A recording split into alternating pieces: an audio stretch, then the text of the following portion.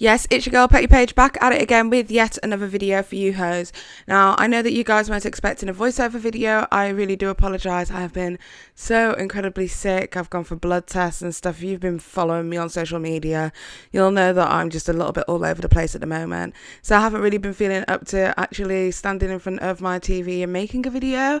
So I thought I'd come through with a voiceover video and basically just try and keep you guys in the loop as to what's been going on across social media. Today we're going to be talking about Michael Weist and Tana Mongeau, who have been caught up in a bit of controversy since Michael Weist has decided to put out an hour and 30-minute long documentary, if you even want to call it that, to do with Tanacon and his side of the story and his side of the events. I did in fact watch the entire documentary. If you guys stayed up till 1 a.m. UK standard time like I did to watch the documentary, you will have seen me in the comments section basically giving this man a roast for his life.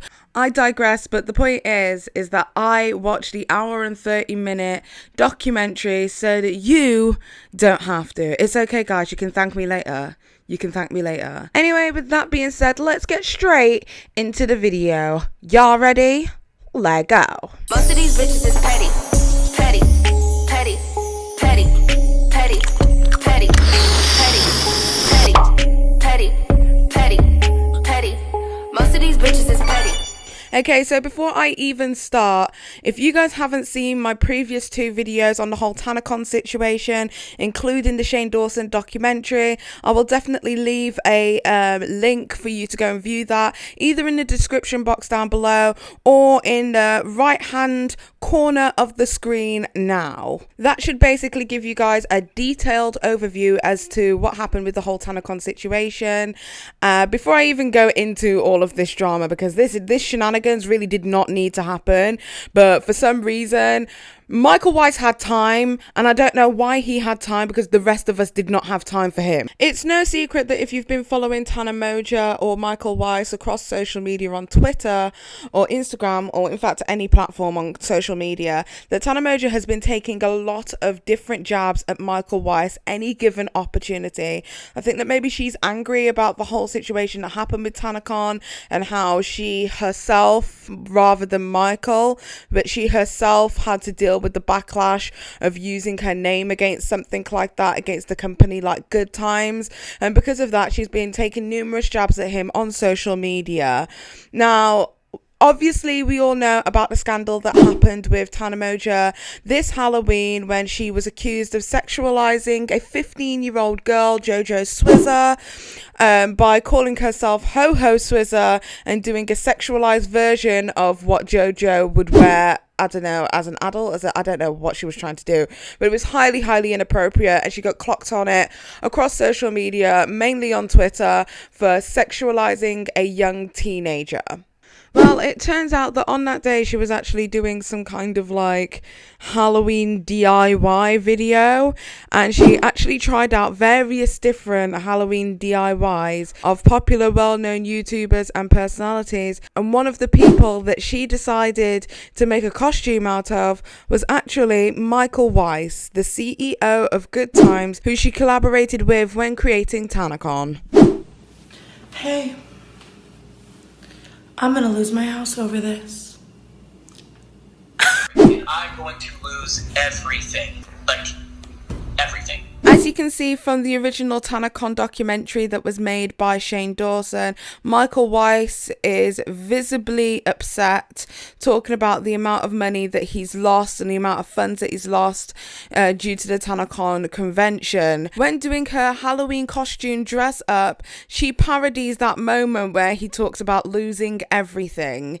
And not being funny, but Michael Weist, he sister snapped. So after Tana Mongeau posted that very insensitive video onto her social media, Michael Weist replied that he was going to be putting out his Tanacon documentary, as cited here when he spoke to Shane Dawson. For the record, Shane, we filmed from the beginning to the end. Like, every piece of footage. I'm going to put the documentary out, if nothing else, just now to help clear up everything. The first scene is Tana and I on the phone talking. The second scene is like me going to Tana's house and then Bella's house. And like, we have everything from the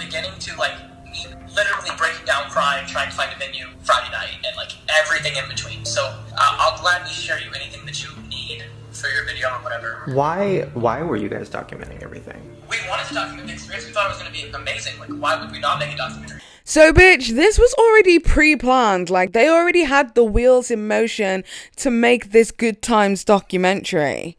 It just seemed as if maybe Tana this time pushed this guy to the edge, and she made him release it sooner rather than later.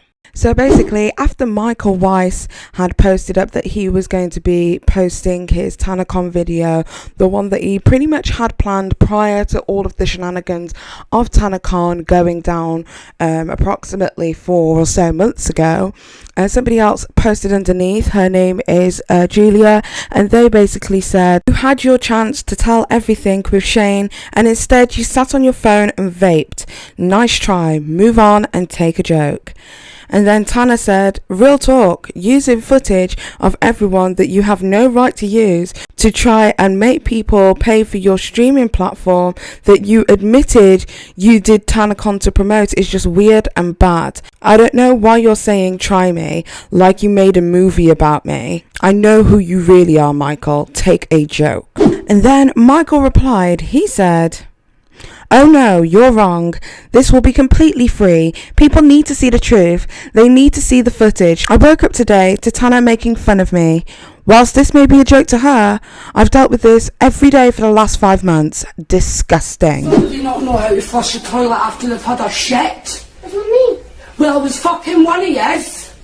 Disgusting! So basically, Michael had this whole thing on a YouTube premieres thing. Now, I've seen this function pop up a few times where you can set like a timer and it counts down to it. So it's nice actually to see that in action, because I never quite understood what the premiere button was. But now that I know what it is, when I have like huge videos, say like recently I did my Peter Mom video, that was a big video. So anytime I do a big video like that, I will definitely have the premiere function switched on. So it was nice to see that in action. Anyway, that's completely besides the point.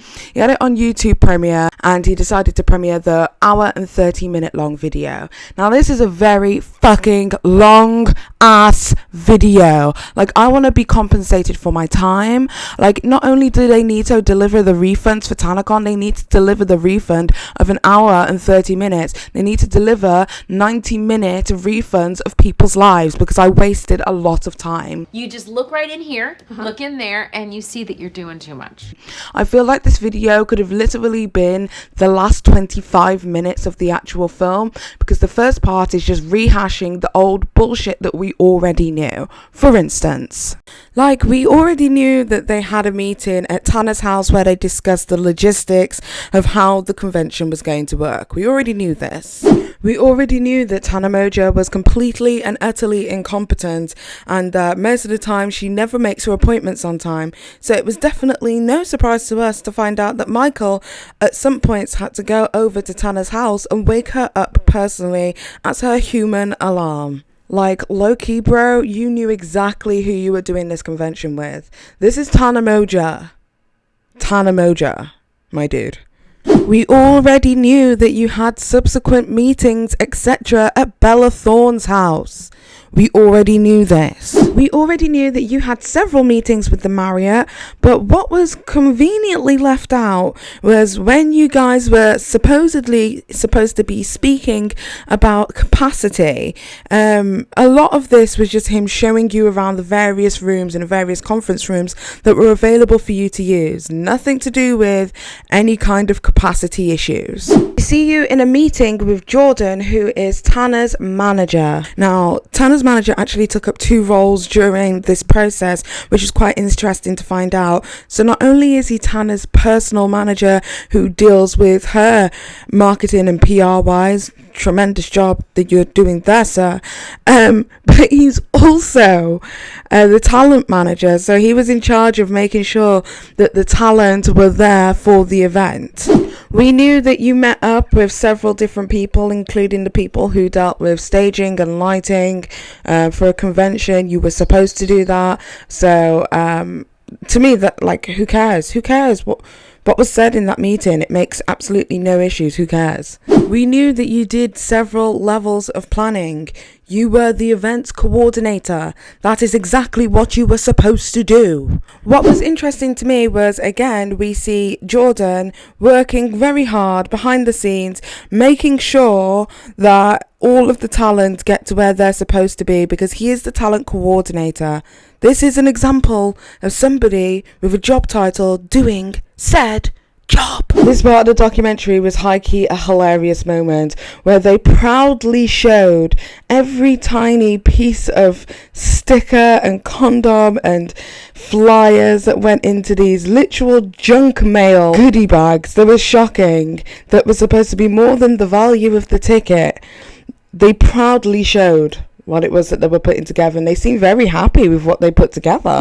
And then we see Tana Mongeau arriving to the venue and seeing things for herself the night before the event firsthand. I don't understand why we're supposed to believe that this was such an amazing setup.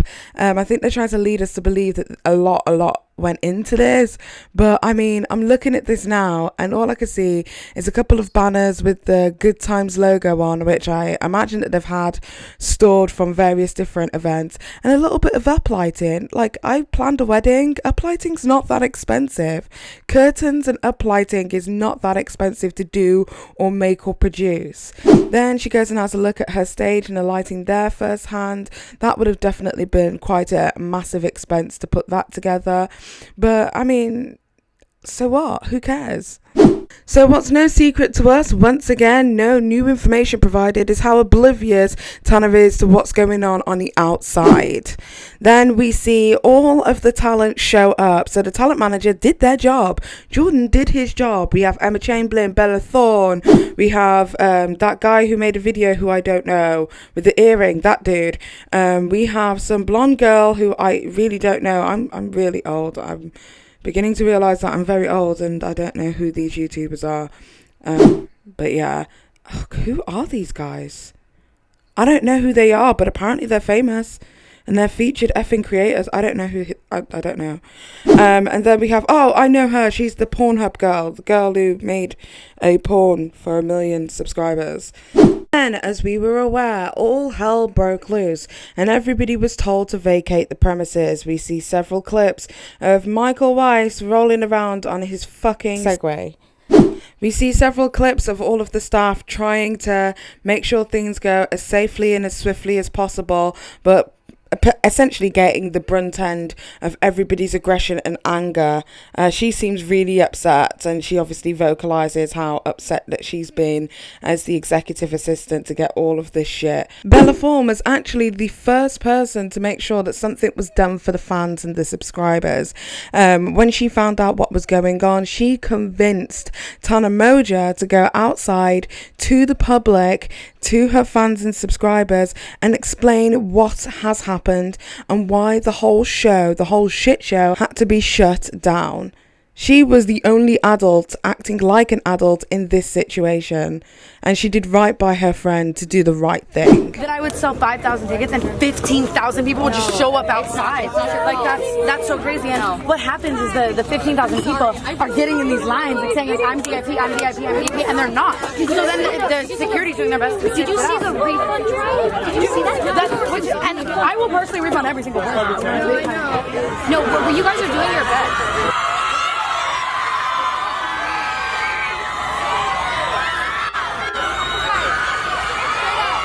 I never expected 20,000 people to show up. Let's be real here. I sold a few thousand tickets and there were like 1,000 free tickets. And then 15,000 people showed up. Like, just by themselves outside. And I never fucking thought that would happen. So now we're trying to figure that out. But hi. We found out that Uber does not give a crap about human safety and literally piled a bunch of creators into a car. Like, this is really bad, Uber. And then we found out that Michael Weist, after finding out that obviously the convention was a no-go at the Marriott, was having a look and going to his backup venues to see if he could have the convention held there instead. We saw the level of unprofessionalism this 21-year-old young man showed when he was basically saying, "You are going to ruin me." That's not how you conduct business. That's bad business etiquette. But basically, we saw them working tirelessly throughout the night, trying to make sure that they could put something together for the following day, or, you know, balls rolling for what they can possibly do to salvage this situation. But I mean, that's exactly what they were supposed to do. This was the events coordinator whose events was not coordinated efficiently. And then he cries about it and we're supposed to feel sorry for him. I'm sorry. No, sir. No. And then he shows up in the morning to all of the people who have travelled out to Tanacon for the second day in his jumper and his, you know, tracksuit bottoms and some flip-flops. Gucci flip-flops. Fucking hit your bitch in the sock. Gucci flip-flops, sucking dick through his sock. Bitch, my dick hot. I be slopping all on that cock. Anyway, in his flip-flops, explaining to the crowd with a full camera crew in tow what's happened and why they won't be having a convention. Now, there are several things wrong with this image to me. I'm leaning towards the belief or the notion that this was staged, and I'll tell you why I believe that this was staged for effect or whatever, and maybe it's just a conspiracy theory. Completely obliterate me in the comments if that's what you need to do. But this is my opinion. This is what I'm going to say, right? My first question is why is there a film crew here? You know, something so negative and not very good has happened and he's still got a film crew in tow. It seems to me almost as if he always had the intention of trying to profit from this, or always had the intention of trying to gain something from this, because why would he want to film something that was so catastrophic? That's just my first thoughts.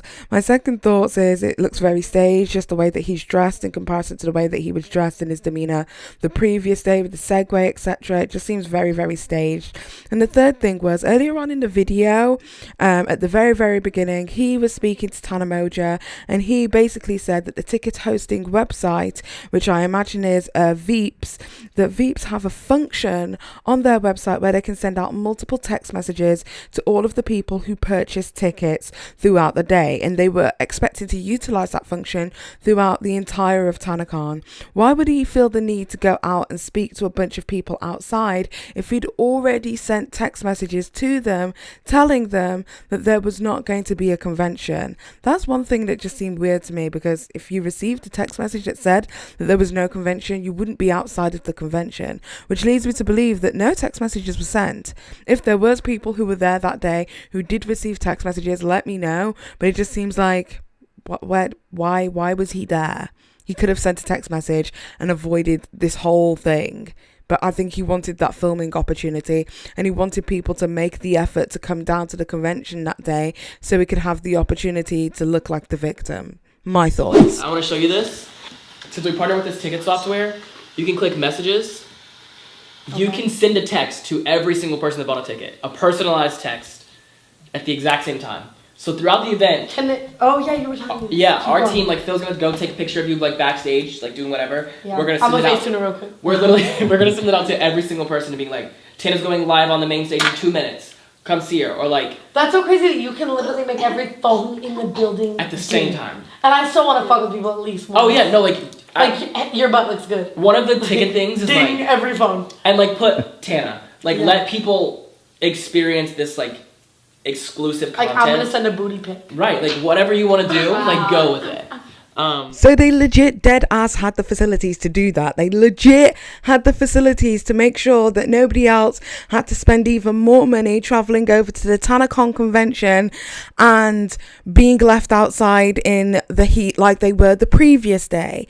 They had the facilities to do that, and it seems to me as if they didn't, because they wanted that victim-esque opportunity to look like, oh, we tried, when they put this documentary out. This documentary was at the forefront of Michael Weist's mind at the very, very beginning and all the way through. And I feel as if he felt that because Shane Dawson is friends with Tana, that his plan was foiled because he gave him some footage and he didn't utilize it in a way that made him look like the victim. The point of the matter is Michael, you are not the victim.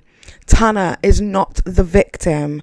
Jordan is not the victim. The only victim is the people, the fans, the subscribers, the other creators who would come to support this, who would all put their names on the line for Tana, for good times, for this convention that they were expecting to go off without a hitch. Word is on the street that a lot of people still have not received their refunds. Multiple times throughout this documentary, you hear Tana Mongeau saying that she will personally refund every single person. Did you see the refund drive? Did you see that? And I will personally refund every single person.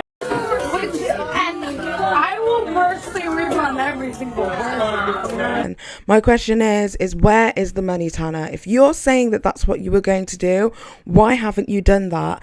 If at the very least for your subscribers, but if at the very, very least for the other creators who basically got a bunch of other people to attend your crappy ass convention. Those other creators who put their names on the line to support you, at the very least you should be refunding based on that alone. So where are the rest of the refunds? I know in my previous video I stated that Veeps said that the people had 30 days in order to claim their money, but there are still people out here saying that they don't have their money. So if this is true, then somebody needs to refund these people and make sure that what is right is done. I feel as if this video was a way for Michael Weist to pass the buck. That is legitimately what I think. I think he wanted to pass the buck and let everybody know that he was the victim in this situation because he was trying to make it work. The point of the matter is that Jordan was the talents coordinator. This is Jordan, who is Tana's manager, was the talents coordinator. The talent showed up. Tana, who is the name and the face of the brand, showed up. She was there. She was doing the convention on the inside. She was hosting the panels and doing all of the things that she was supposed to do, that was mainly organized by Good Times. They were the people who wanted to take a lot of the control of the scheduling. She was there. She was on time. It all happened. She did her job. So the only person who actually failed in this whole entire situation is Michael Weist and Good Times. Good Times failed on the coordination of this event, and they are the events coordination team. You guys failed Tana's subscribers. You guys failed all of those other creators' subscribers. So don't you dare try and pass the buck over onto Tana or Jordan or all of the other people who were involved and say, we tried to make it work. That was legitimately your only job. You only had to coordinate the event. Anyway, absolutely nothing new was learnt from this Tanacon video. It was unnecessary. It didn't need to be made, and it was at least an hour and 10 minutes way longer than it ever needed to be. There was very few pieces of new information, and the way that he was messaging was like, I'm going to tell my side, you just wait and see. The way that he was messaging on social media was if he had some true tea, and there was actually no tea. It was like lukewarm bathwater. Like, nobody was sipping on that, sir. I mean, it would have to go in the microwave first. And Americans, all you guys who are American who microwave your tea, that's blasphemous. And I do not associate with you. Seriously, guys. I don't know what the fuck that is, but don't ever let me see you microwaving tea. It makes me sick. Anyway, that's about it for today's video. This is pretty much just like a review, a rundown of what was actually said and seen in this hour and 30-minute documentary that definitely did not need to be made, that showed absolutely no new teas. It was actually really, really boring to watch. Most of the time I was commenting in the comment section like, when is the good tea going to happen? And unfortunately, it didn't happen. But I thought I'd give you a quick rundown of everything that happened. I really do apologize to everyone for having to do this voiceover video. This was not my intention for a comeback video, but just everything's falling apart. I could be sitting here and moaning for an hour and a half to you guys like Michael Weist did, but that's first world problems, and I won't ever do that to you guys. In fact, you know what? You could consider my Peter Mon video like an hour and a half of me actually moaning. Yeah, so I've probably already done that. Well, everybody gets one, and this is the only one that he gets, okay? And this is the only one that I got. So, yeah.